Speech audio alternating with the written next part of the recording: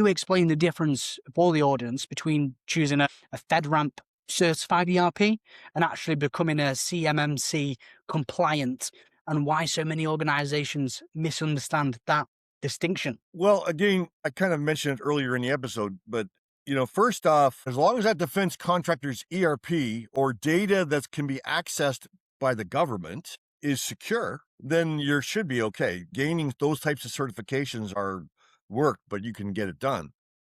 It's, with the way the web is, the way the internet is, the way with AI is today, the government is very, very concerned about data that they're using being hacked.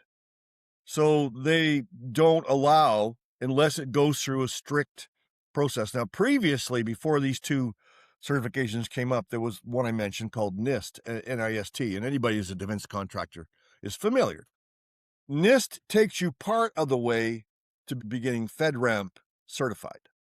Now, there's a website, if you want to know which ERPs that are FedRAMP certified, there's a website, FedRAMPmarketplace.com, and it'll list the ones that are certified and which ones are attempting to be certified. Attempting to be certified, it'll say FedRAMP ready. That means they've applied. That doesn't mean they're going to make it in time.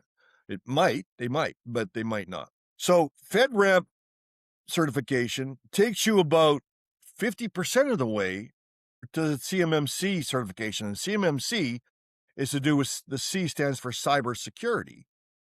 So it's all about making sure your data is secure enough that the government can trust it and know it's not going to get, not going to be any problems. So if you're already FedRAMP certified, you're 50% of the way. If you're NIST certified, you're 50% of the way to FedRAMP.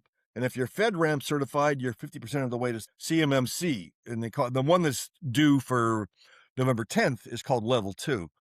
But the point is, if you're already FedRAMP certified, it's not that, it's still a lot more work, but not as much work to go to the next level. If you're not FedRAMP and you go to CMMC, it's going to take years. So essentially, business would need the combination of both to meet this standard. Yeah.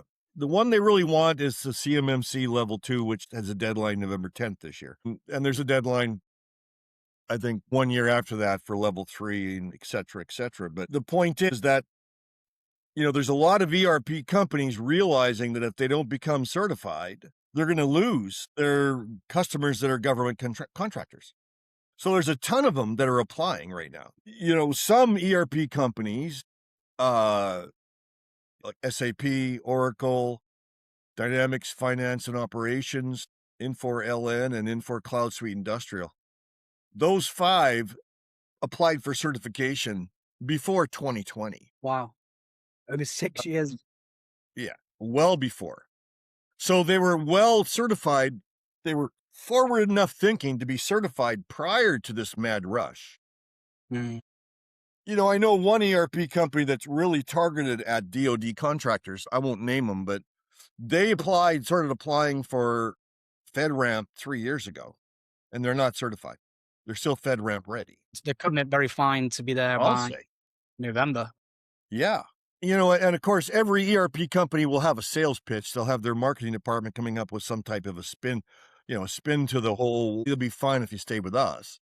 But the reality is, if you want to go to the cloud, there's only 5 that are certified. I think that puts a lot of people in a situation where, do you go with someone who's certified or not? And I think it's a massive plus for anybody wanting a bit of security or a bit of credibility to a business that has that certification. So I think it's going to... If you lose that certification, or if you don't gain that certification, you're going to lose your contracts, your government contracts.